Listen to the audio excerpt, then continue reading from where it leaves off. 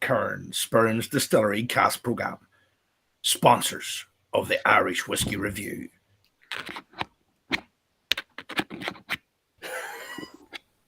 Did you like that one? I was almost like that was professionally done. I couldn't resist it. Just in case anybody's wondering, our sponsors are the Cairn Distillery down near Macrophilp, down in beautiful Sperrin Mountains. They have their Founders Cast program up and running. If you want to check it out, are they the whiskey merchants? Yeah, they're very similar to them. That's a slightly different thing, but they're very similar. See, Serghios is well informed. Serghios understands what's going on. Yeah, they're very similar, but slightly different. That's how it was put to us. So yeah, if you want to get on board, it will be one of the prettiest distilleries in the whole of Ireland, and there's a good reason why. All will be revealed at some other point. I can't tell the secrets. Fantastic. Now, is this right? This is my replacement, Marty. This is my replacement. Thank God I'm getting a replacement. Somebody might actually understand a bit about whiskey. Last week we were over. We went foreign. We went all the way over to Scotland, to Alloa, to the Clackmanshire Whiskey Festival with Serena and Graham. And this time last week, me and you were both monkey, Justin, absolutely pie-eyed. Great time was had. Yeah. Were we? Yeah, we were wandering the streets of Alloa like waifs and strays. I'm still wearing my wee purple band for the Neil's Hug charity, which I'm very fond of. Donna, who's doing suicide awareness charity. Very good. But there's three of us tonight. I think we were at the fish and chip shop this time last week. Listen, you're just dreaming of fish and chips. We were still drinking away at that point. You were probably munching away, I'm sure. But anyway, there's three of us tonight. Who's above me? The legendary Serghios Florides of the Irish Whiskey Magazine, who's very used to being in front of the camera, but he's a bit nervous because I'm going to ask him questions. Well, Justin and I are going to ask him questions for a change. Serghios, how are you, mate? I'm very well. How are you guys? Well, not my typical Saturday night. The keen observers will notice that I'm actually on the water. So, so am I. Yeah, I'm on the water because I have to go to Dublin airport very early. So, I'm led to believe that it takes quite a long time to get through security at Dublin airport these days. Yeah, they stopped all their staff, so it's going to be a tricky one. So yeah, I have to fly.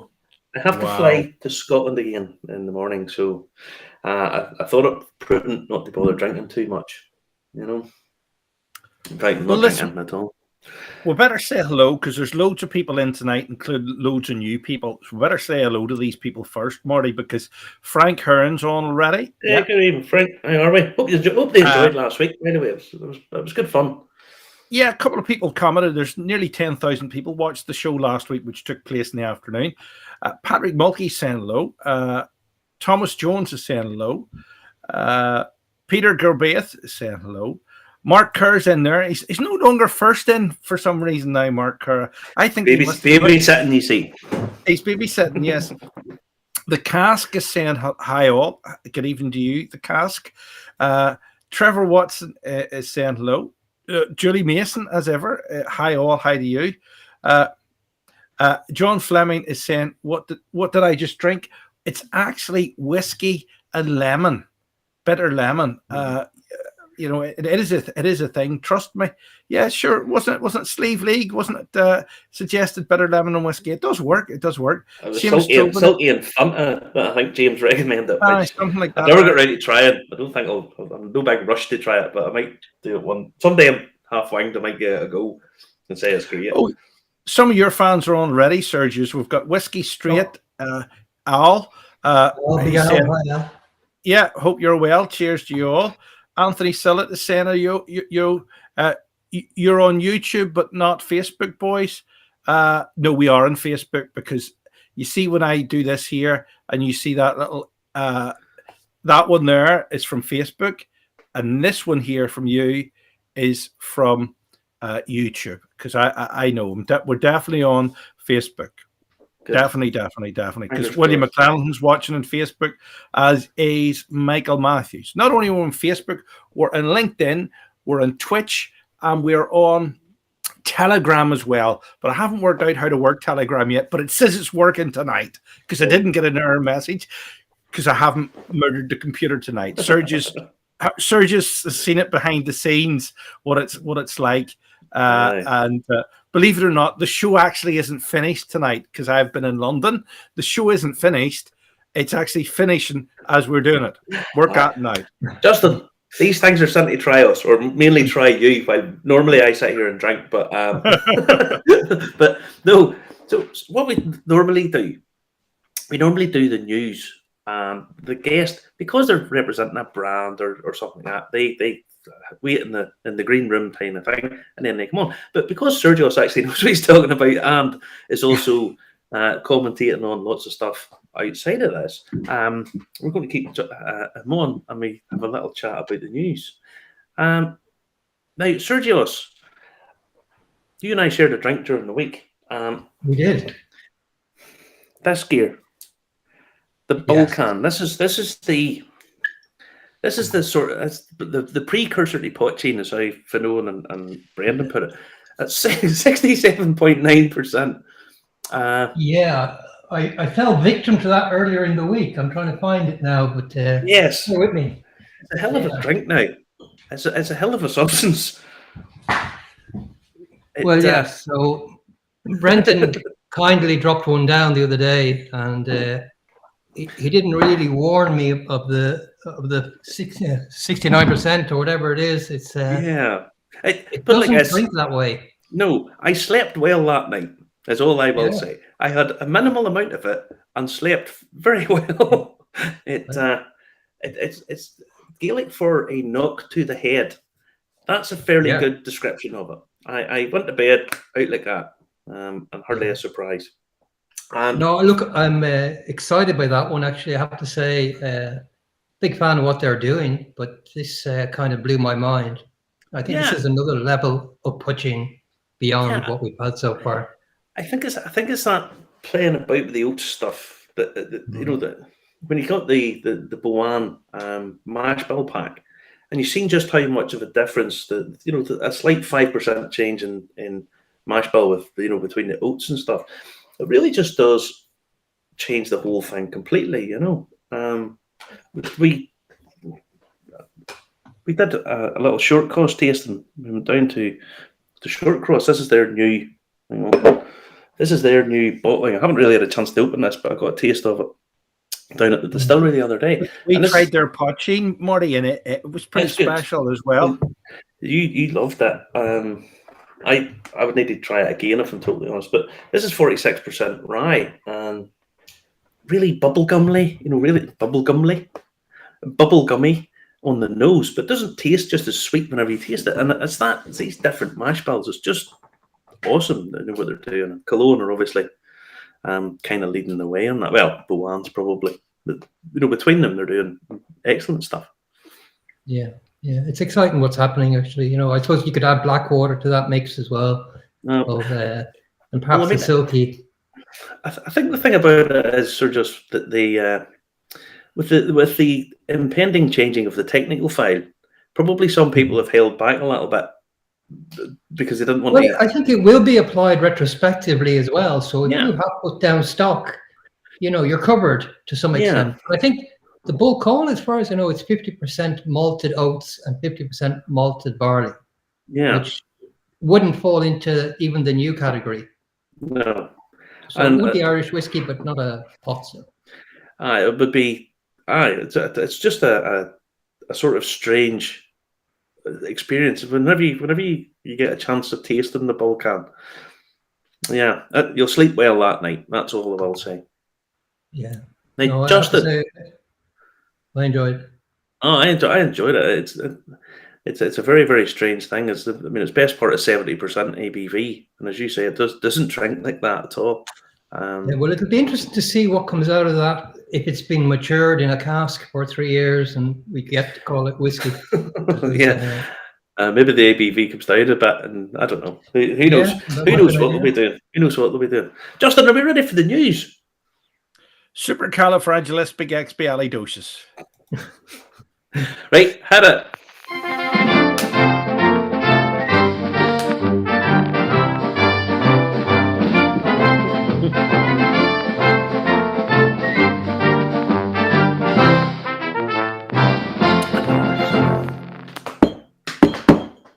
Oh, there we go. Now, first up in the news this week, they're having a change of regime. It's like Pakistan. They're having a change of regime in Irish distillers. See, we're trying to be topical. So, Conor McGrath is moving on. He's been there since 2018, and he's got a kick upstairs. He's leaving. He's chairman of Irish Distillers, and he's becoming a vice president of corporate communications, public affairs in Paris, and he will report directly to Alexandre Ricard. That's who he is. He'll have one boss in Pernod Ricard. Which, wow. Yeah. What do you make of that, Serghios? What do you make of that one? Look, I think it'll be a loss for us here. I think he's done a good job here, and I think it's a move more into a global role, perhaps, and I think it'll suit him as well. Yeah. Well, the thing about it was he stated that his objective was to basically make Irish Distillers a more premium and super premium product. He brought out these red breasts, the Jameson, Jameson pot still, and aged Jamesons and all this kind of stuff. So he's moved that in that trajectory, and sales have continued to absolutely soar. Now his replacement is, please forgive me because I've no idea how to pronounce this, Najami Fouad. Now, Celine Dion. That's Celine Dion. It's like Celine Dion. It's like she's about to do a karaoke number. She's head of president and CEO of Pernod Ricard in Japan. Now, Japan and Ireland, probably in some ways not dissimilar. They're kind of mature markets, but kind of finding their way through changing waters, if you like. Japan had very strange rules on what was Japanese whiskey. Irish whiskey are sort of trying to figure out how they move forward. So, yeah, probably not dissimilar markets, I would think. What do you think? Well, I mean, they're having changes there as well coming in, I think, on their technical side and redefining what Japanese whiskey is.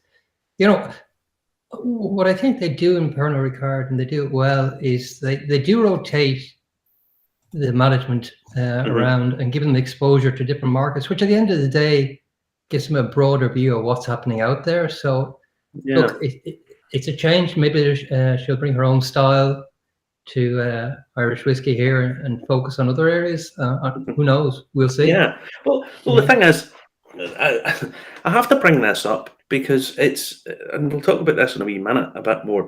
They have taken the sort of Jameson brand, who, let's be honest, Irish whiskey in large part is Jameson. Has been for a number of years. And they've taken it and they've put a classier spin on it, and a lot of the other products like this kind of stuff. They've bringing out more cask strength, red breast, and this kind of thing. It's almost the opposite of what Bushmills have been doing. Bushmills they're doing two totally different things, which is reflected in the next bit of news. So, look, Jameson is a category on its own. There's Jameson Irish whiskey, and then there's Irish whiskey, everything else. And you could almost separate the two. I think when people talk about Irish whiskey sales increasing, in large part what they mean is Jameson's still capturing more and more of the market. Now, I don't know what Justin's doing there, but flicker on, Justin, to story number 2. Now, this was a table that came out of the US top 5 Irish whiskey brands, and we're just going to highlight the point here. Jameson, 2021, sold over 4 million 9-litre cases. And this is just in the US, up almost 14%.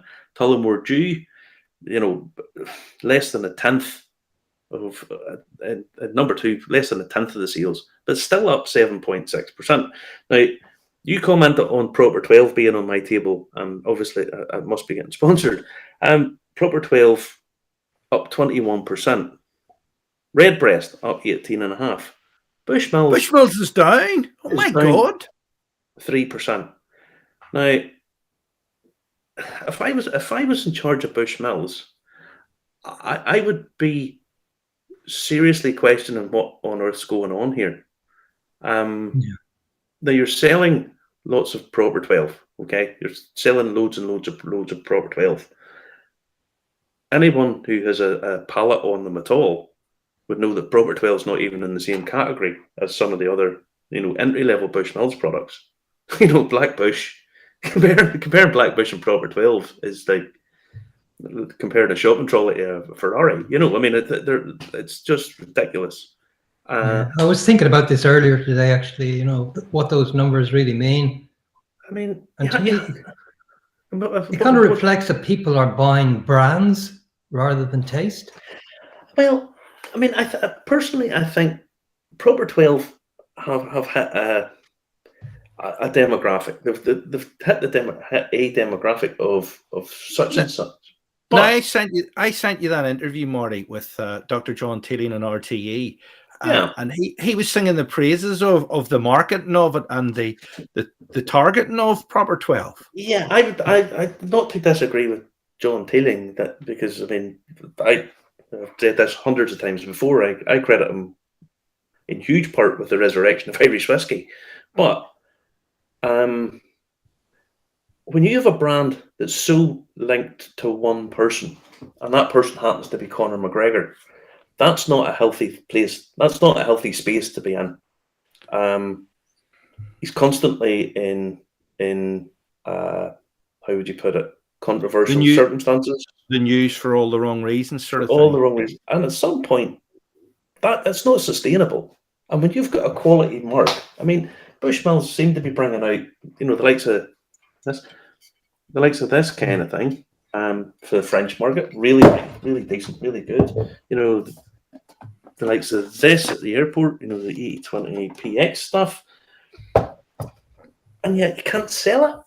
Your sales. I know these are for different markets, but there's something inherently wrong. There's something not clicking. Yeah. Well, I wonder, have they eaten a bit into their own market by pushing the Proper 12 as well, and maybe some of their marketing attention went that way, and then maybe, the Causeway collection, I thought, had started to push Bushmills in the right direction again, and it wasn't sustained for long. That's what surprised me. Well, I think the Causeway collection became very confused very quickly. Too many releases. Too many releases in too many different markets. There was the change of personnel with the bottles with Helen Mulholland's name on it very quickly swapped over for Colin Megan's, a Chinese release, and supposedly with very limited numbers, but pops up in auctions, and I don't know. It seems confused. It's a collection, and whenever it's a collection, you think it's primarily geared for collectors, that as the name would imply, but it's very hard to collect. So it's just confusing. It's a real shame, and it's such an institution. Bushmills, they produce such good spirit, such good whiskey, and it breaks my heart to see them struggling. Because they deserve to be on the increase and deserve to be doing better. And I don't think they're in trouble.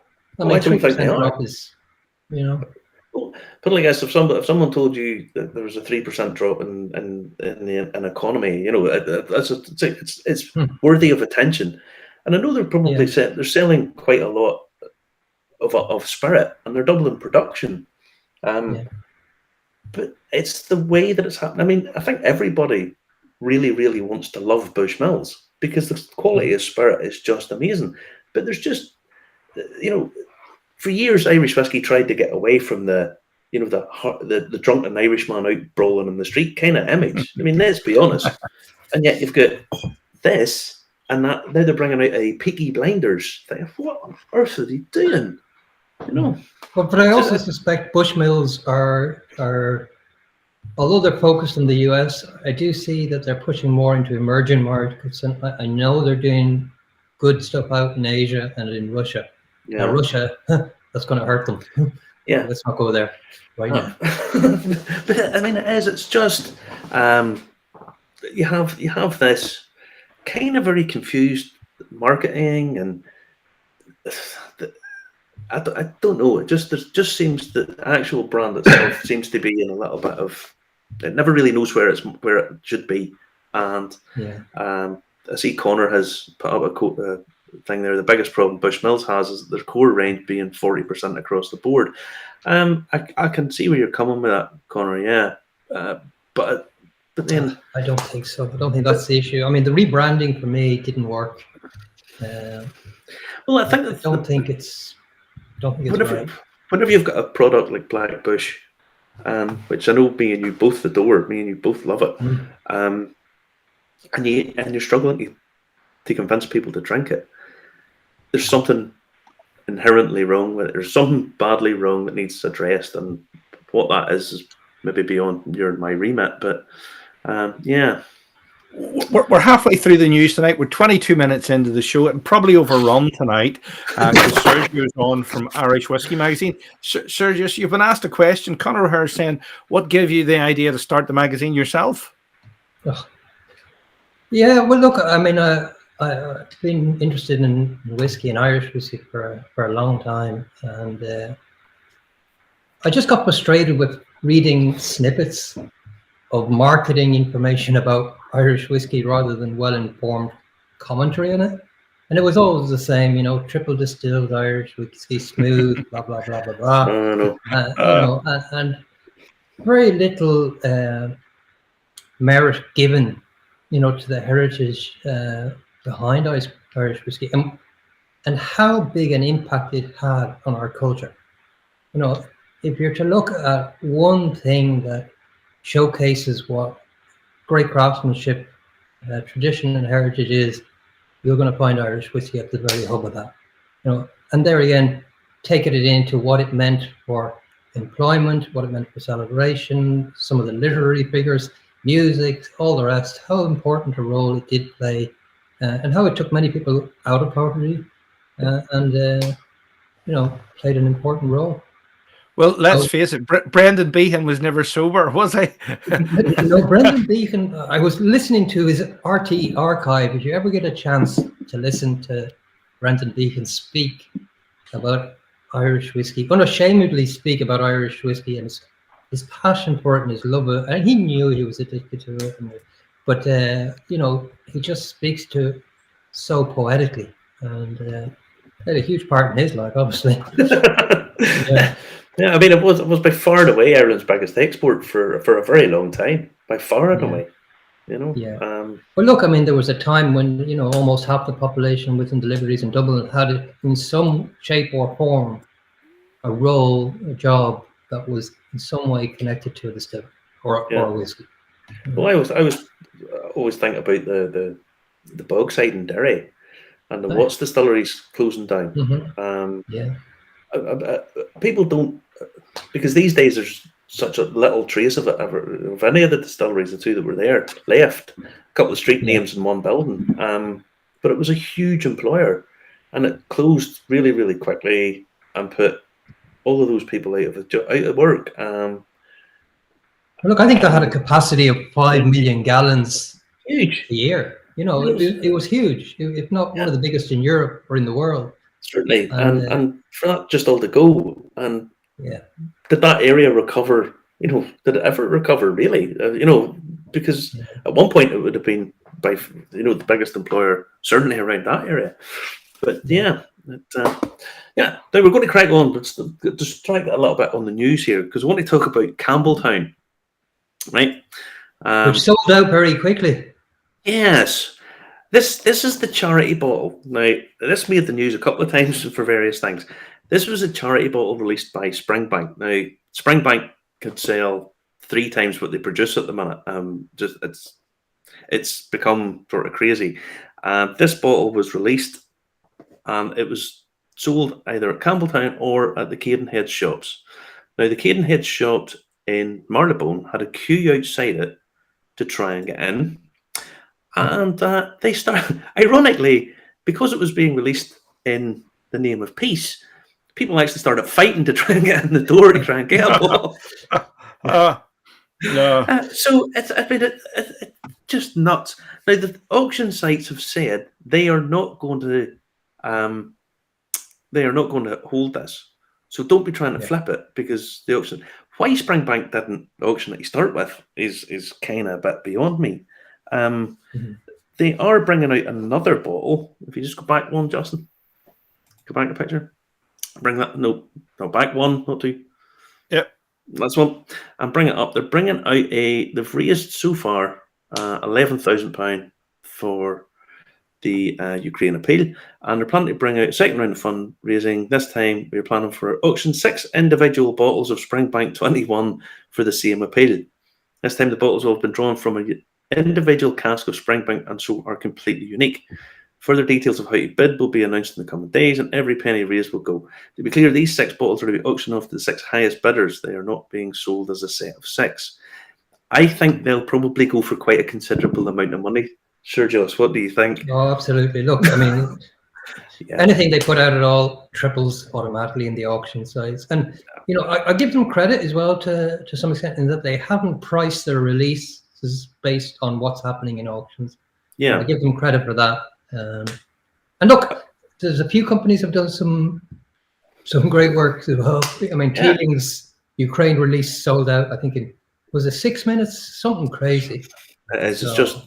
But I just think Campbellton is the next big thing. I think you've basically 2 distilleries there. I know Kilcairn and whatnot, you can argue that, but Glen Scotia, the products that Glen Scotia bring out are fabulous. I mean, the taste-wise, they're superb, and they're kind of overlooked a little bit because of Springbank. But they're I think they're just one of those ones that people go, my God, that's fantastic and really collectible, and I'll just fire up. Well, I have to say, we were myself and John were at John Burke from the cask, where we were at the Glasgow Whisky Festival, and we got to try some of these Springbanks. But those Kilcairns as well are phenomenal. You know, they are fully matured in port for 8 years, and the cask strength and retailing for £65. It's just it's mind-boggling. I mean, Longrow is superb. Hazelbird's superb. The Glen Scotia, the Victoriana, I killed it ages ago. I have a couple of Glen Scotias. That's the Festivals one from 2018, which the only reason that's not killed is because I like it so much and I don't want to see it disappear. But they have announced, Glen Scotia have announced they're going to release their oldest bottling to date. Now, bear in mind what this is. This is a 46-year-old Glen Scotia. Now, it's at 41.7%, Sergio. Do you think, Sergio, has to maybe release that just in the nick of time? Just they wouldn't want to wait much longer now for that to go. No. Yeah. But there's only 150 bottles of it, and it's going to be going on sale for £6,750. Now, I'm going to say that's an utter bargain. That is. Yeah. Well, if you look at what's out there at the moment, that's it is a bargain. I mean, you think of it, an equivalent Irish, and okay, Irish whiskey's more expensive. You know, I mean, we know that, but that for less than £7,000. Anyone who doesn't enter the ballot, if that's balloted, which I assume it's going to be, that's put it on a credit card. If people want to flip them, you'll make a fortune. That in 10 years' time will be worth 20,000. It's weird. It's weird because I mean, Glen Scotia doesn't have the cult following, the likes that you might see in other brands. But again, another release that isn't based on what its potential will be at the auction size. Yeah, and to be fair, it's what you're saying is that the secondary market. Some people are trying to sort of get secondary market prices for new release stuff or stuff, and that's not how it's working at the minute. It just isn't. But I can see why they're doing it, but that's not where it is now. There's a little video. This is about 4 minutes long about this bottling. Dave Broom's in it, and I think it's really, really well done. So you want to hear it, Justin? Cold, rainy, blustery Saturday in Campbellton, Glen Scotia's manager Mike Smith and his team would finish the last production of the year. The date was 28th December 1974. Campbellton's whisky empire had fallen. Most of its distilleries had closed and passed into memory. Those few which remained were adapting for a new world. Glen Scotia was one of those. A series of investments under new ownership spelt opportunity for the town and brought with it a great sense of optimism. Mike Smith was a local and had managed the distillery, following in his father's footsteps. Mike oversaw the radical modernisation of the distillery. He would have known that these final production years marked the end of his special era under his and his father's care. While now we recognise the magic of the 46-year-old, it was likely laid down to be used when young, but was quickly understood that there was something special going on in this cask. The cask passed through the hands and care of 46 years' worth of different master distillers, so when tasting it, it's like a view through the different eras of Glen Scotia. Today it marks Glen Scotia's oldest and rarest release. Some might say it's a thank you to Mike and his team for their work over the years, and all who picked up the mantle thereafter. Ian McAllister, who's cherished these casks of exceptional character, ensuring the final result is outstanding. A rare treasure and homage to a classic Campbellton malt. Dave, welcome at Glen Scotia Distillery. It's good to actually have you here sitting in the Dunnage warehouse. Nothing like being in an amazing space like this with an amazing dram in front of us. This is why you're here, the Glen Scotia 46-year-old. What a heritage that's got. The fact that it's the very last from that old style, old way of making it, doubly important in terms of history. That's really fascinating. 1974, so it spent 36 years in refill bourbon casks, another 6 years in the first finishing cask, which was a first fill bourbon, finally 4 years in a first fill Oloroso. 150 bottles, it's incredibly rare. You're just toying with me now. Yes. I think we should try it. Absolutely. I think so. I think that would be a good idea. Okay. Oh, listen to that. That's worth doing again, isn't it? You know it's a good dram. Slanja, my friend. The colour's great, isn't it? Beautiful colour there.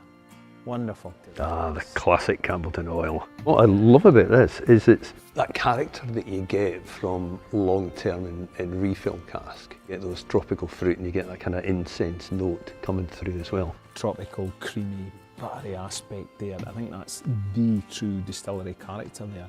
And I'm glad to see sherry coming in there. That kind of link back to very, very early days of Campbellton. 19th century, probably a majority of Campbellton whisky was aged in ex-sherry casks. It has that great quality that get in Glen Scotia of having robustness but also finesse. You would never guess there was 3 different elements there. Confluence of these casks really comes together. It really works as one. Velvety mouthfeel, as I say, there's melted brown sugar, you're getting poached pears, baked apples. Nice. And it is that textural quality, that feel, that slight oiliness, it's just kind of coating the palate. And the freshness of it. 46 years old and it's as bright and vibrant. Back of the palate, you got a lovely maritime salinity, lovely oils there, which really just bring it all together. So you've kind of got the 3 ages of Campbellton whisky and 3 ages of Glen Scotia, just in terms of cask. It's part of the DNA of Campbellton. And for me, Campbellton is like all of Scotland in one glass. Thank you for sharing it with me. Thank you. And here's to all the guys who made this all these years ago. Slàinte mhath.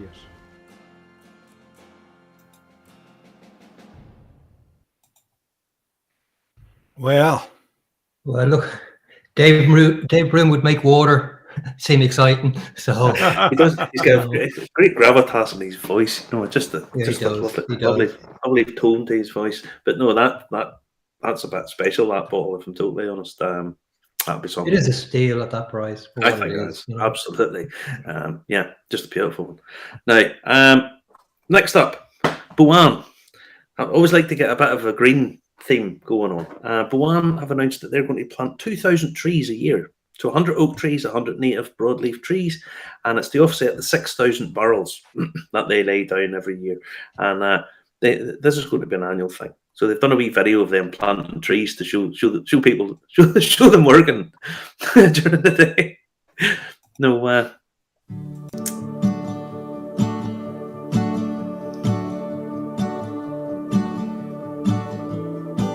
This is a really exciting day for us as a family and as a distilling team. As a young progressive distillery in Ireland, this allows us to close the loop in our barrel sustainability programme and to reduce our carbon footprint into the future.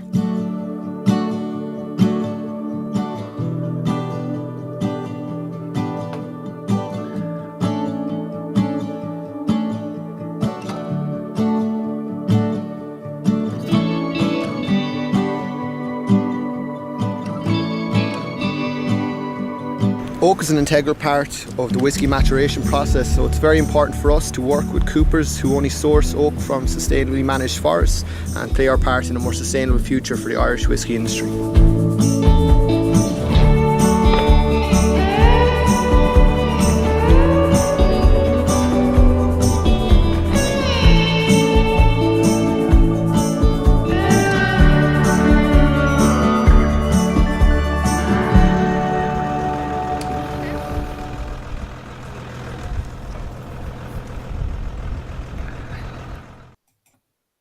Well, see, I like that kind of thing. That fills me with a bit of hope for the future. I like these kind of green projects. There's been an awful lot more. Funnily enough, sustainability is one of our topics we're covering in the next issue, and look, it's becoming more and more important. Absolutely. I don't see it as much as I see it as corporate social responsibility.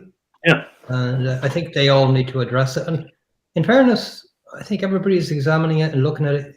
It makes commercial sense. It makes marketing sense, and it's the right thing to do. I think the thing about it is, as you say, it makes commercial sense. Anything that's pragmatic, is pragmatic. It's societal, beneficial society, and so on and so forth. So the companies really making the effort, and I always think when companies do this kind of thing, they ought to be applauded for it. They should be highlighted that they're doing these kind of things, because it's important going forward. Yeah, it is, because basically whiskey distilling is an extension of farming, basically, isn't it? Food supply. Yeah, well, it's basically adding value to a food product, if you like. But yeah, in many ways it's an extension of farming. Now, we must give our sponsors a mention, Marty. Aaron Kearns, Burns Distillery Cask Programme. Well, what have we got to look forward to from them, Marty? Well, it will be one of the most picturesque distilleries, and it's built up in the Spurren Mountains, mid-Ulster. They're going to be making pot still as well as single malt, and if you want to get in on the action and get a Founder's Cask, go and have a look at them, which you can do on the website. I have a wee correction to make, by the way. I got confused last week. I said that they'd be distilling by the end of the year. They won't be. It'll be the end of next year. Okay, so yes. Just a correction. Now, with a couple of questions in there, Michael Matthews is saying there. He's saying about the fair play, hard enough keeping up with Irish whiskey. Never mind trying to figure out the Scottish whiskey market. Scottish tasting night on Wednesday at the Aviators, Yovie. I'll be aviating in the not too distant future, Serghios. Now we're going to just have a chat with Serghios now, because I want his opinion on the news, and so the news is a bit longer. Now, Serghios, you're the founder, editor, chief writer, etc. of the Irish Whiskey magazine. For anyone, copy maker, yeah. What's your background? What is your background? My background. So let me see. Born and raised in Dublin. Obviously, with the name I have, it's not the most colloquial Irish name that there is out there. So my parents are both Greek. My dad's Cypriot, my mum's Greek. You ever think of putting an O Florides? No. Well, I could try that. I'm sorry, terrible, Marty. Like that. Yeah. I love spelling it every time on the phone to people, but anyway. Yeah. So look, my background's born and bred in Dublin, grew up here. went to college, did mechanical engineering. Never spent a day as a mechanical or manufacturing engineer in my life. Discovered quite a lot of whiskey during that period. So, yeah, college was an eventful time. Mind you, we weren't paying I suppose one of my memories in a drink sense, I remember going up to the Chicago Pizza Pie factory at the top of Stevens Green, and they had wrongly priced Macallan 18 at I think £3.50 at the time. So it was quite one of my entries into whiskey. Although saying that, I mean my uncles and on my dad's side they drank Scotch mostly, and then when they all got together, my dad would bring the Jameson, they would bring the Johnny Walker, and there would be the endless discussion about which was better and so forth. But saying that, my granddad lived to be 104. Oh. And he had one shot of Jameson a day. So, if I have two, I might live to 208. But, I don't think that's how it works, Serghios. I wouldn't put that. Maybe not. Maybe not. Unfortunately. So I ended up working in the corporate world for 25 years, either for big corporates on large-scale mission-critical IT systems, and then I had a stint at my own business in the telecom sector. And but I mean, I had an interest in whiskey. I'd say a passing interest until really I started getting involved with the Irish Whiskey Society and started going to Celtic Whiskey Shop and things like that. And I still was working in IT at that time, and trying to do research and stuff like that. And you would find scattered information. But I think I learned more from the likes of going into the Celtic Whiskey Shop or listening to Fionn O'Connor or Leo Phelan, or Eric Ryan, that kind of crowd that really, were lovers of Irish whiskey before it even took off at all. And, I suppose you have to credit Ali as well for creating that initial hub, if you like, a place where people would drop in and just chat. I was a terrible spender of money, but I was good for the chat in those places.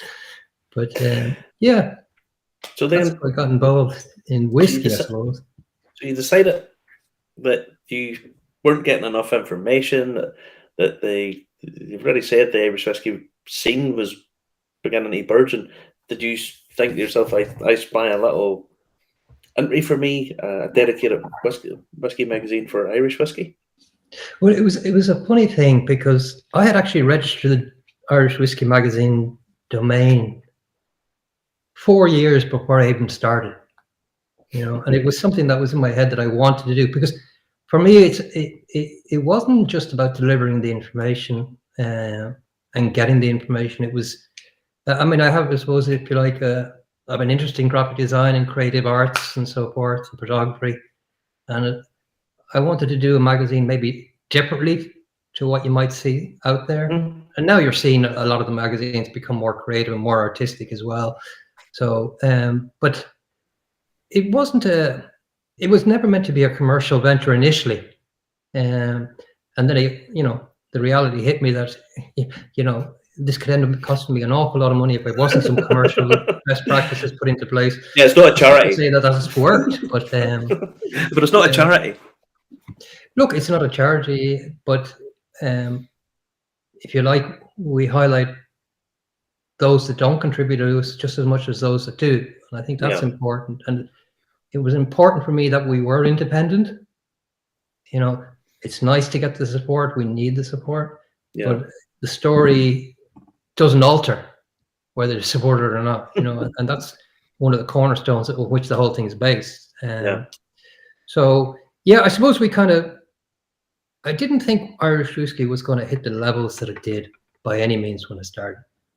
It happened, and I said, okay, I better up the game a little bit here. And, so look, I got around to it, and people were very enthusiastic, But like my father says, starting something is very easy.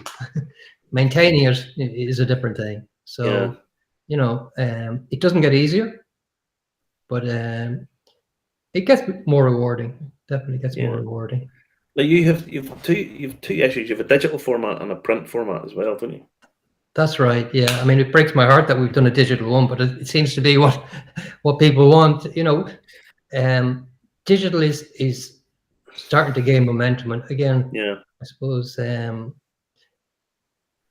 digital for me personally, although the content is the same, trying to You don't have magazine. that tangible archive there of a magazine, then, do you, Serghios? Really? Look, there's a tactility to a magazine and a comprehension you get from touching, smelling, feeling a magazine that is unequal in anything. You know, the scientists and all the rest have done studies on reading from paper as opposed to reading from a screen, and you absorb, I think, 4 times more when it's in print. But it's also something you have, you know. Yeah. You can scribble on it. You can use it as a mat if you like for your coffee. You can use it for firewood or whatever you want to do. Yes, you know, hitting flies or whatever. But there is something, and the way people absorb information is people are more likely to read a long format article in print than they would on screen. Absolutely, and I think you know, the ScotchWhiskey.com website, which you know a lot of people know is a superb resource, but one of the reasons that it didn't gain the momentum it is because the quality of what they had on that was too good. It's too long. Yeah. But you know, if that had been in a print, I have no doubt that would have been a huge success. Yeah. Huge. Now, how regularly does your magazine come out? Well, that's a good talking point. So initially, the thought is that it should come out every quarter. Now, the last 2 years, things have not been. I think we only got 2 issues out last year with the COVID situation. The aim is to have one every quarter. The reality is we're catching up to going one every quarter again, and we'll get 3 issues out this year, and then 4. And look, we could do 6, but what we do is we do 4 pretty full compact issues. You know, there's not much space in them. They're more, as I was told to my disgust, I don't like the sound of it, but I was told we're producing a bookazine. And there is a term called bookazine, which is like a fairly comprehensive book. So, you know, when we do 116 pages of content, you know, of which only maybe 15 pages are ads, it kind of puts it in perspective. That fairly comprehensive. Yeah, and look, one of the things we've learned, I think, is that you have to give the magazine space to breathe as well. So, you know, there has to be some artwork in there. There have to be nice photos. Ads play their part in separating content as well. So, you know, and people look on these now, I'm glad to say, as references rather than. So I could pick up a magazine and I'll read Eric Ryan's piece on, you know, 1916 Rising and Irish Whiskey Connection. I could read that tomorrow. I could have read it 5 years ago. I can read it 10 years in the future. Yeah. Similarly with most of the articles. I mean, the only part that's right now is the news section and the new releases. So, you know, 80% of that magazine is a reference. Yeah. Yeah. And there's no doubt that it looks superb. You know, that you have a very keen eye for aesthetically pleasing artwork. Well, look, we have to thank our graphics people for that. I mean, oh no, just say it was you. Look, when I was envisioning the magazine, I wanted to do it. Why did it have, you know, a whiskey magazine not have the feel and look of a high-end publication? You know, if you look at Suitcase, Traveller magazines, Wallpaper, Monocle, they're all beautifully laid out. I suppose, you know, even from the paper that we've chosen, it's not the typical paper that you use for print.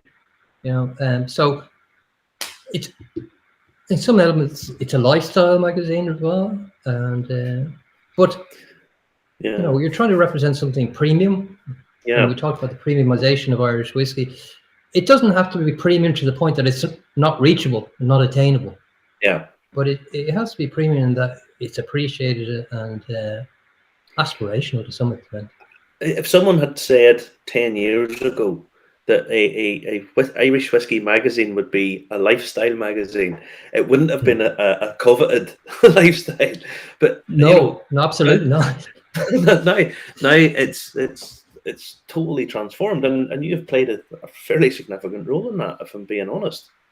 Well, I don't know about that, but no, I mean, people see quality and quality spreads. You bring out a quality magazine, and people who are aspiring to get into that have to sort of reach those levels of quality. There you go. There's Michael Matthews endorsing it. Brilliant content and so informative. Great resource for the industry and whiskey fans. Tony Sillett is asking, Serghios, how much is the magazine? Is it cheaper to subscribe monthly or yearly? Well, you should subscribe for the next 10 years. And look, obviously we value taking yearly subscriptions, and yearly subscription in our case, as I said, we had COVID. We only got 2 issues out during that period. For us, an annual subscription means 4 issues.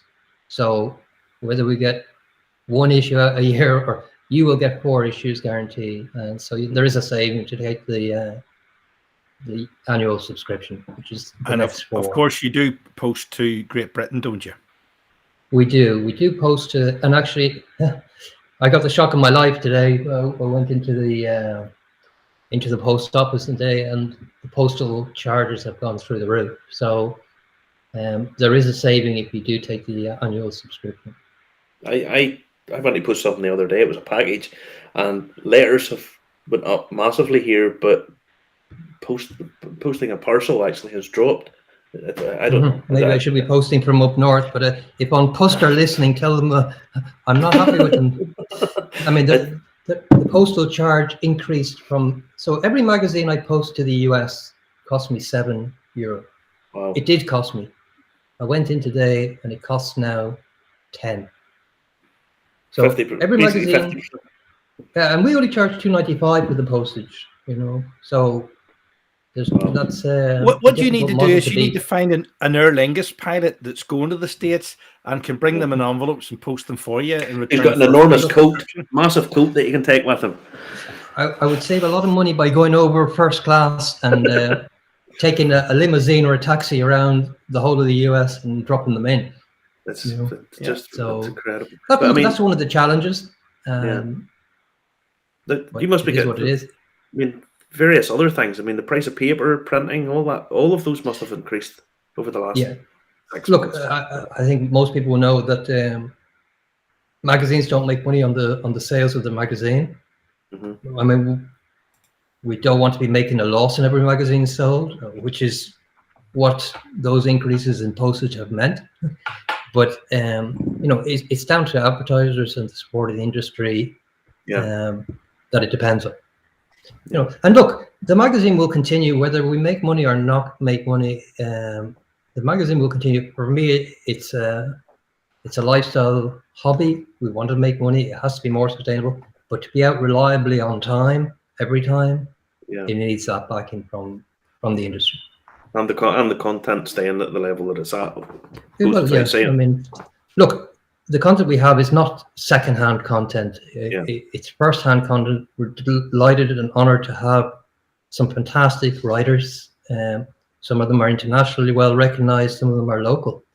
Right. So your next issue features, I think, these guys. Am I correct? Well, that might be the case. How did you hear that? Right. Just asking. You're very topical. Yeah, so our next featured distillery is Radimon Estate, and again, that's a story we had researched and actually went up and spent a good bit of time with David and Fiona, and it's one of those hidden gems. I mean, there's. I would say, look, the new make coming out of Radimon, in my view, is in the top 3 in the country. What they've done is been phenomenal. They've been fairly low key. Yes, they have a really successful gin. But what I think I'm really looking forward to now is seeing the results of their hard work and actually the whiskies. And I've tried some of them, and I think I tried that rye maybe before it was officially bottled as well. But some of the other new make is fantastic. And look, they won Best New Distillery as well at the Irish Whiskey Awards. Yeah, a very small group that actually entered it, but still, nonetheless, I think they deserved it. They did. And, we've been down. you know, they're so incredibly modest people. It's funny, isn't it? It's phenomenal. They have gorgeous surroundings, a beautiful distillery, a fantastic product, and they tick all the boxes and stuff. But they have a few, they come across as like quite nervous about stuff, And I know people who were put in charge of like. The money for the tea that used to be where and they thought they were controlling the economy. And here's these two people who are tremendously successful, really great products, and if they're a bit more confident, a bit more out of them, they should stand up and say that, I think exactly. Look, I think people are. I'm always wary of people that shout too loud as well. Yeah. Usually those people that shout too loud are masking something, I think. And, they're just very modest. They go about their business. They have a phenomenal resource there. I mean, it's beautiful. I would quite happily go there just for tea and coffee and visit those gardens. Never mind what they're actually doing. But they're really, really nice people. Really nice people, Yeah, and I think, if it helps get their story out, it's great. I just enjoyed from day one. They were incredibly welcoming. They've always supported us in what we're doing. They like what we do. We come into similar visions, and so it's a nice marriage of ideas there. So, and myself and David, I'd consider him a good friend as well. So, trying to write something without being over biased is sometimes a little bit tricky. But they deserve already credit that they get. And they're doing great stuff. And you can tell whenever you're in the place, that you've David, the engineer, in background, it just has that feel about it, It does, but it's still warm and inviting, Oh, no, don't take me wrong. What I'm saying is they've got these different stills, and this one's interconnected to that, and it looks here, and this, and then they've got a taste still, and it just has that sort of, I don't know. You see, that's what happens when you had an engineer that's actually practiced engineer, as opposed to one that got the piece of paper and never used it. But Now we went down a couple of weeks ago, and just as a little taster, we did a little 2-minute little interview, a couple of minutes with David. So we're going to play that, and I'll give you a taste of what's going to be in your next magazine. Oh no. No. I'm still waiting for the chicken burger. Until that chicken burger appears here in the house, I am not playing. I am not playing the video. I'm not playing the video. If you had seen Justin's face when he went into the chicken shop, nothing would do. That night we went down, he was coming. We were at the same field we were coming through. And Justin went into food. We got gorgeous food, but it was nibbled. Justin went into he says to me, I need a chicken burger, desperate for a chicken burger. I was like, drive home.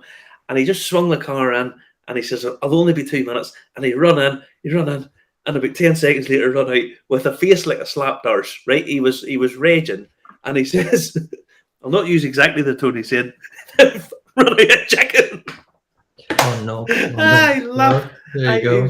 He was dead cross. It was absolutely. Did you get a look in the gardens when you went up there, did you? Not really. No, we didn't really get much of a look inside the gardens.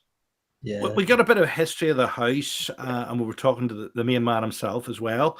It was a fantastic night. I mean, it's only our second night out. We managed to get down to Grace O'Malley. That's obviously where we met up with you in Dublin, and we've been out probably about 3 times now since lockdown finished. Yeah, 4 times if you count the wee trip to London. But it's good to get out and about again. You've been out and about down there again, Serghios, haven't you? You were I've been out at a couple of things. Yeah. So I was at the press gathering for the Jameson 15 release. I was at the Grace O'Malley, and I was at the World Whisky Club, where they did a tasting from Scotch whisky auctions of some incredible whiskies there as well. So lovely. Yeah, so 3 events, I guess, over the last while. Yeah, it's good to be out again. It's good to be out again. I mean, we had a great weekend last weekend. We were over in Scotland. I went to Glasgow as well. Yeah, at the birthplace and burial place of John Jameson, which we'll have to show a little bit of maybe next week. It's just nice to be out and be able to see a crowd and not have to look. I'm all virtual tasted out. Again, there's like I said, a tactility and experience in actually being with people and sharing a drink. If it was, if whiskey was just about flavor and taste, we'd be licking the back of envelopes and stuff like that. It's not like that. So thankfully, it's good to be. It's just there's so many levels, and I mean, as you say, it's that sort of tactile and interaction, and you can't do it digitally. You just can't. No. It's just not possible. Now, when is the next issue of Irish Whiskey Magazine coming out? The beginning of May. So that is what I have been. Like, we have everything in. It's just now collating it and just finalizing the layout and the design. And like I said, we've quite a lot of topics, and I mean, we always come to this point where we end up having too much content, and so end up stripping because there's so much happening.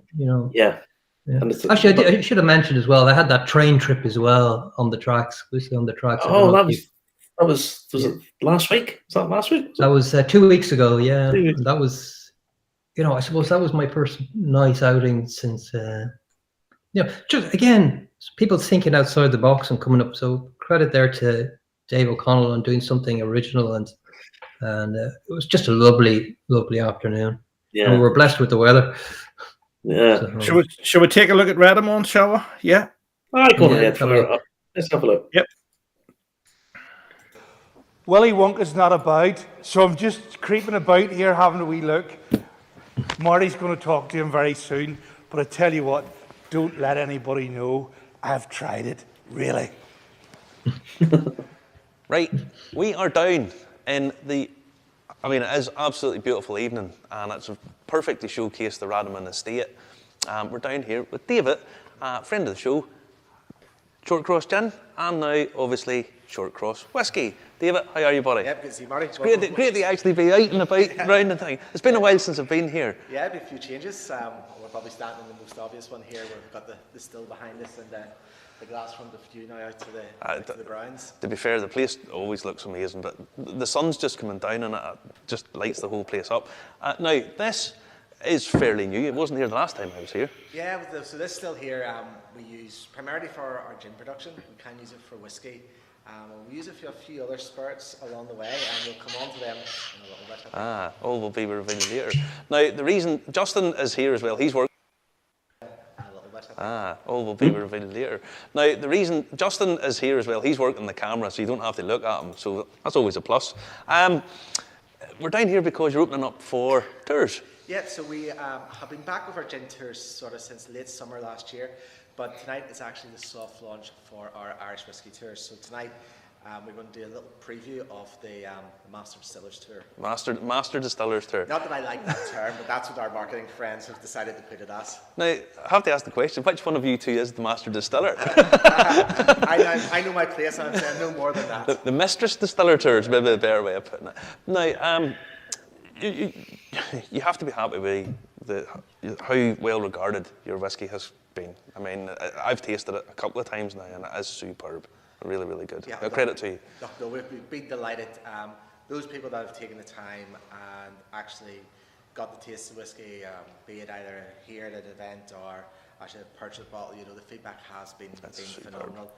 And all we want to do is make the best possible products that we can, make the best possible, in this case, best possible Irish whiskey we can, and that's really, really important for us. And that's something that from day one we wanted to produce the best we could. We could have taken the easy route and rushed out something after 3 years. Yeah. But we took our time. We created something that was a little bit special, a little bit unique, and it was nice, to get that out there.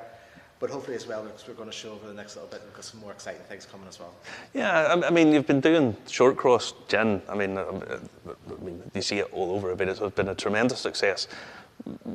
And in some ways, people were sitting, when's the whiskey come? We knew you had it down because you kept doing social media and posting it up. But now that it's here, you must be, right, what are we doing now? How's it going? Well, it's all good, but like, to be fair, we launched our gin back in April 14. So, it's a long time now. Our 8th birthday, which is crazy. But we actually, what people maybe don't necessarily appreciate is we've been laying down whiskey since the summer of 2015. So we've actually, we're more or less 7 years into our whiskey program. But so it was nice to get our first, in fact, it wasn't just nice, it was absolutely amazing to get our first release out there. Obviously that came on the back of the Irish Whiskey Awards and everything else. But the focus now is we've got so much interesting things down. We were doing peanut malt when people thought no one wants Irish peanut malt. They're crazy. We've got pot still, and as well as what we're going to showcase tonight, we're actually going to reveal something a little bit different. It's going to be hitting the market in the next couple of weeks. So me and Justin will get a taste of this. Excellent stuff. No, what is it? Tell us. Have to wait. Go away. Now the tours. Are the tours a mixture of gin and whiskey, or is it solely going to be whiskey and solely gin? Two separate. Gin or whiskey. There is too much to cover at the level that we want what we want to deliver. Now, on the whiskey side, it will take us, a couple of tours just to find our stride and find our pace with it. But we're really excited because we've got so much to tell and we've got so much to showcase as well. Well, I knowing your background with the engineering background, I think, is there a lot of technical stuff in it? Is it for the layman or maybe a bit more advanced than that? I think for the tour that I'm going to lead today, it's going to be a little bit more sort of the nuts and bolts, the little bit more science, if you like. The sort of more regular tour who are every bit as knowledgeable about whiskey, and in some cases probably more knowledgeable. And I'll stop there. They're going to be taking the tour. Fiona and I can't do everything. Yeah, so it's very much a team sport. What you'll not see today is the guys who help on the production side. They've been busy beavering away today, getting the products ready for today, getting everything tied up, cleaned up, and looking really smart. So, it is a team game, and if I'm not here, there's certainly going to be someone from our team who's going to be able to give you a fantastic experience. Now, whenever we come up in, you have in front of us, I mean, just behind me is these beautiful column stills and the other still, and a big display of copper, but you've lots of copper going on in here. Yeah, we're up to 4 stills now. 4 stills. Everything from 100 litres up to 1,750 litres. So you must be able to do a lot of experimentation. We do, and we have, and I suppose in one sense we've been guilty of not telling enough, talking enough about what we do. But the benefit of that is so we can now tell that story properly. Well, now that COVID is finally almost by, we're still having to be wary, but you're opening up for tours. Give us an idea of cost or what people get, how much it is. Our regular tour will be £20. That will include a tour with our brand ambassadors. Everyone, no matter what tours, will get to see inside the still house. The beautiful copper stills. Get to see, smell, hear the sounds, the aromas, the romance of what whiskey making is about. For our distillers tour, that'll be with myself, and we'll go into a little bit more detail, a little bit more touch points, and getting to taste and nose and smell different things. I don't want to ruin it for everyone, but if you want to find out more, check out our website because the information's all there. As always, Dave, it's always a pleasure meeting you. And if you do get a chance, do come down here because even just the setting, it's a stunning place. It really is. So thank you very much. Perfect, Marty. Well, shall we get started? We will.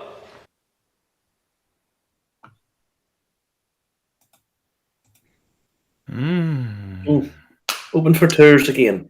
So if anyone's heading that way, go and book and get down and see them, and you won't be disappointed. I'm sure Serghios will maybe cover this in his in the magazine.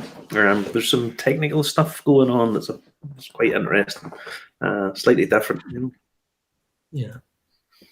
Look, I suppose we don't get too technical in it. We get a little bit, but. It's to give the essence of the feeling of the place. If you do too technical, people will, switch off as well. Some people will. Some people will love it. So it's finding that right balance.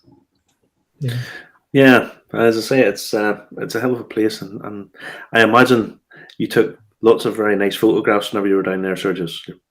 We've look, I think we're photography and visuals are really crucial to telling a good story. In fact, it's true. You know, the saying, a picture in 1,000 words, blah, blah, blah.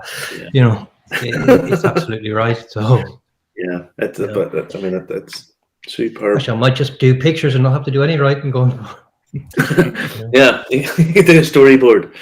Yeah. Storyboard. Now, in terms of Irish whiskey, what do you think is the most exciting thing happening in Irish whiskey at the moment?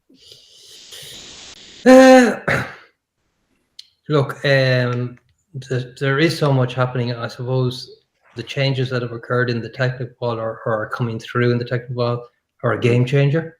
Yeah. And I suppose, it sounds so strange saying they're a game changer when you're reverting back to what Irish whiskey really was.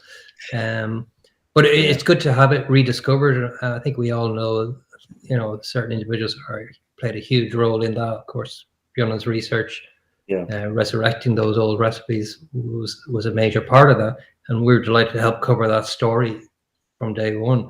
That is one element of it. I suppose the rebranding, the new distillery setting up, how people are finding new angles with it. And we've talked about casks, and we've talked about the different ratios as well, but there are so many more elements that are still to play. The word blend is still a dirty word, unfortunately, and we do have, or we will certainly shortly have a huge range of distilleries to actually work with and sample spirit from their own. And so 40 distilleries in operation at the moment. Let's say there's 50 by the end of a couple of years from now, and then you've got the permutations of what can happen when you can introduce blends between these distilleries. So what will be possible will be phenomenal. Now, it's not all going to be good, of course not.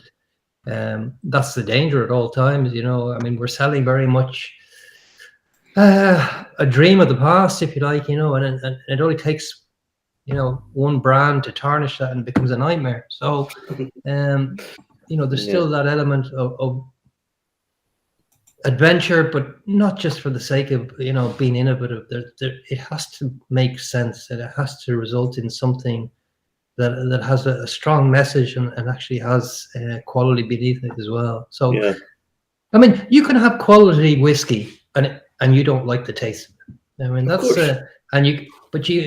having poor quality whiskey, it's highly unlikely to lead to good quality or good tasting whiskey. So it can happen, but if you turn it into a cocktail, it's always good. If you turn it into a cocktail, it works. Yeah, look, you can hide behind heavily charred casks and heavy maturations and so forth. You can do that to some extent, coloring and so forth. But you will get found out eventually. So you do take. I don't know what it is. It's a branding thing as well. There's a lot of brand stories being told, which a lot of them are genuine, and quite a few of them are not so genuine. You think some of them are not just as genuine? I don't know. There's some far-fetching, let's say, going on, but no, I'm excited with the variety that's there. But I'm still very cautious as well. Like I don't want us to get the run of ourselves. We're doing great things in the States. We are growing hugely, albeit from a low base, and we are, redefining of what Irish whiskey is. But I just don't want that message to get confused with too many different types and styles that are out there. It's enough having a malt and a blend, and then when you introduce the pot still and the different combinations of that, we can make it even more complicated. So look, Irish whiskey, it's a fantastic product. It resonates with so many people. You are selling brand Ireland with it. Yeah, absolutely. So I think it's great for employment. It's great for export. It's great for the economy. It's great for farmers. It's great to give the fan something new to try. And I just quality is my biggest concern.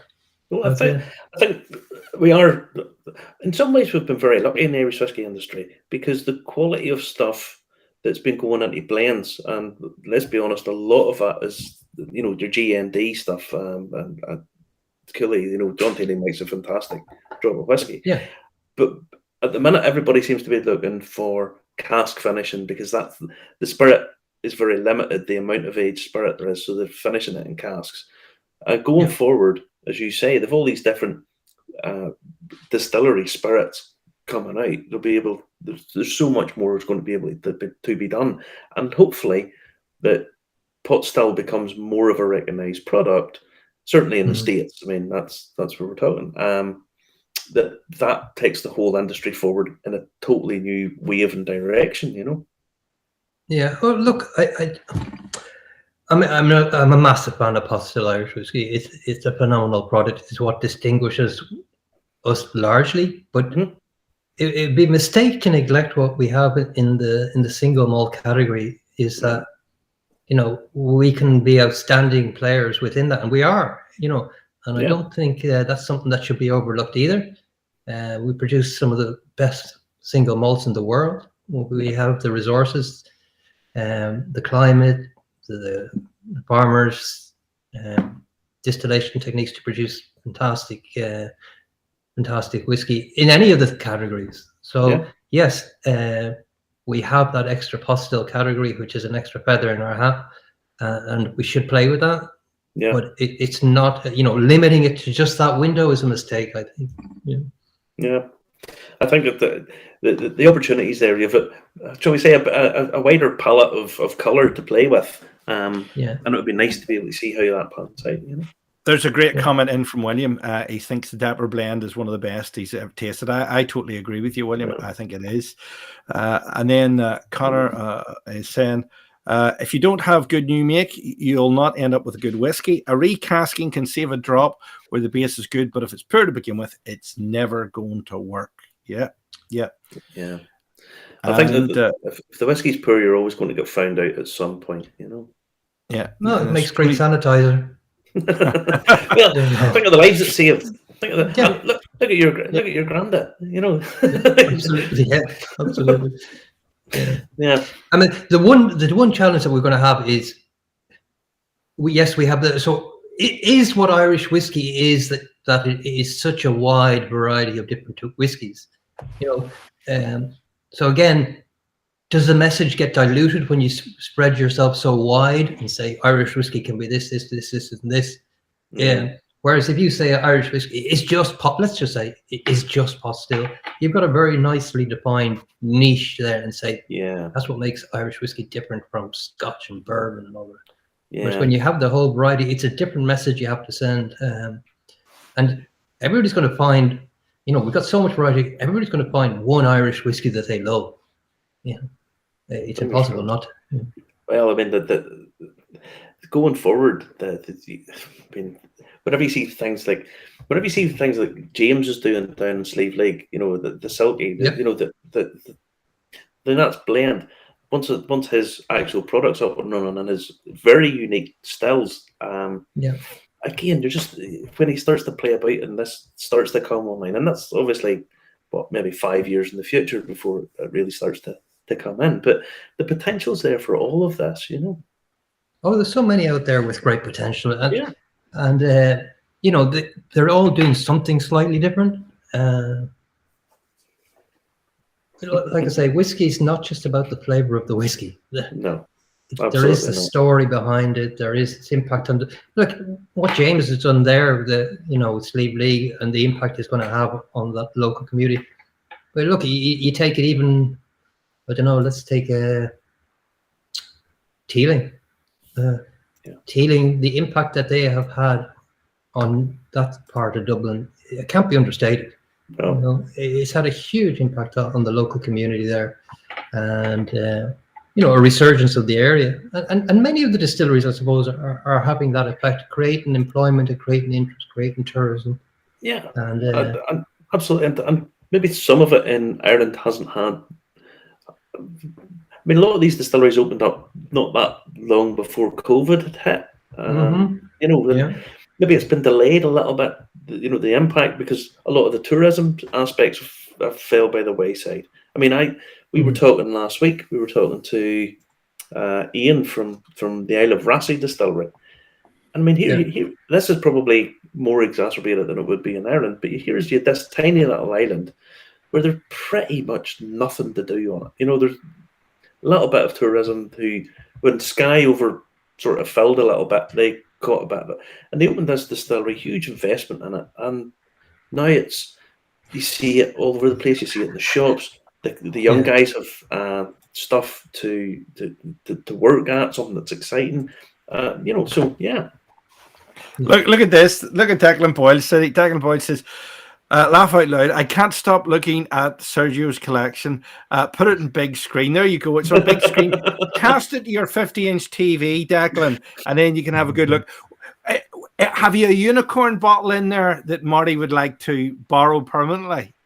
I have lots of unicorns. So I don't know what the plural of unicorn is, but yeah, there is a group of them anyway. And I know what it's called. It's called My Little Pony.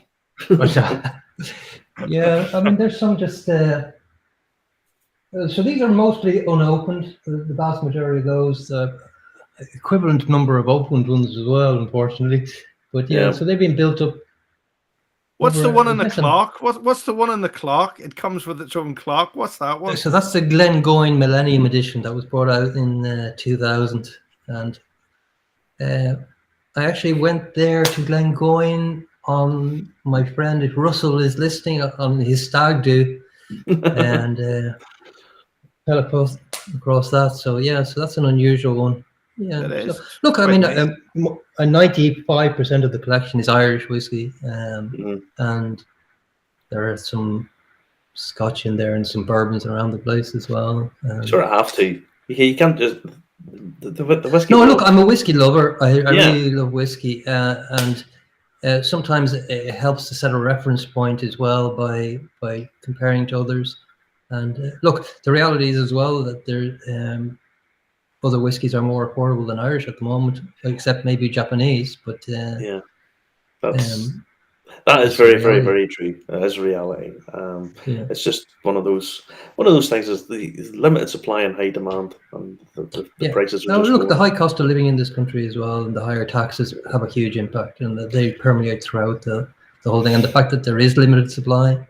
Yeah. You know, most of what we're still drinking is from, 2 or 3 distilleries in Ireland. Yeah. And it'll take it's really exciting. I can't, but I hope I'm around to see now in 10, 15 years when you're trying a 12-year-old Boan or whatever from their own still and seeing what's going to happen. So a 15-year-old Ecklandville, own spirit single cask. Yeah.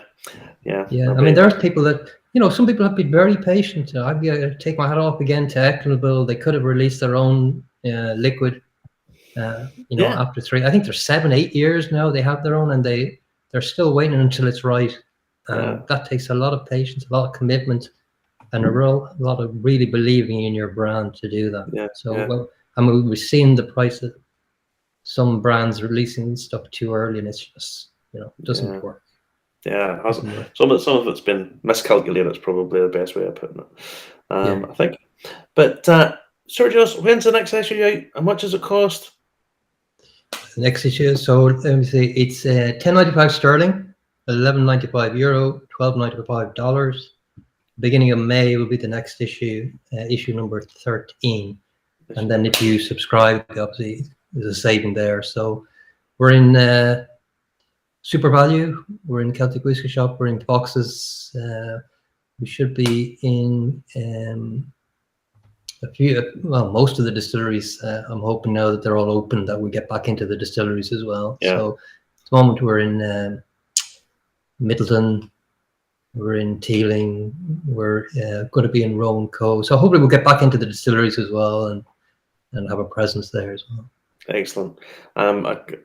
The magazine is beautiful. If you haven't subscribed to it, haven't got it, then I thoroughly recommend that you do so. One of the nice guys of Irish Whiskey. It's been a pleasure. It's always a pleasure talking to you, Serghios. You too, Marty. You too, Justin. Yeah, I mean, we don't meet as often.